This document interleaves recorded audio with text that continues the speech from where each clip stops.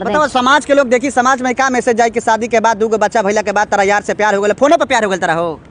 शरीर सुख ना देत रहलन हमरा के, हमरा सब सुतत बैठत ना रहलन। के सुतत बैठत ना रहलन? सही से मतलब ना रहलन के हमर पति, पहिलका पति। हां तार के माने शारीरिक सुख ना मिलता ना, ऐसे तू जौन बात उनके इनका से प्यार कर लेलू? हां फोने पर प्यार हो गई? हां फोने पर। तो ई तारा के देत रहलन सब सुख? हां ई देत रहलन। अच्छा हैं? ई सब कुछ देत माने पति से सुख ना मिलल तब यार से सुख मिलल ह?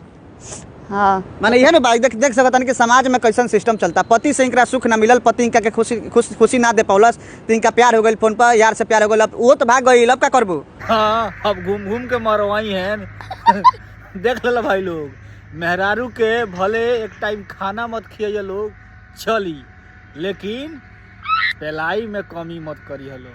पेलाई में कमी कैल लोग, मेहरारू से गैल लोग। अच्छा और ऐसा मेहरारू के नू बड़ा दशा होखेला। मेहरारू जब अपना पति के छोड़ के भागेला नू तो ओकर बड़ा दशा होखेला। काहे कि जे भी ओकरा के राखी नू ओकरा के यूजे करी। कोई ना चाहेला कि हम दूसरा के लेहल के राखी, ओकरा से बियाह करी, वो लेके छोड़ा ही के फिराक में रही।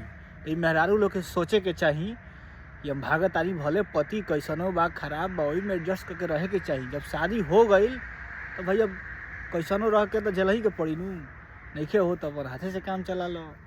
तो अगले बगले कोनो ना रही होशियार मेहरारू, अगले बगले करवा ले वेली सन, कोई के कारण खबरें ना चले, भतारे के पता ना चले।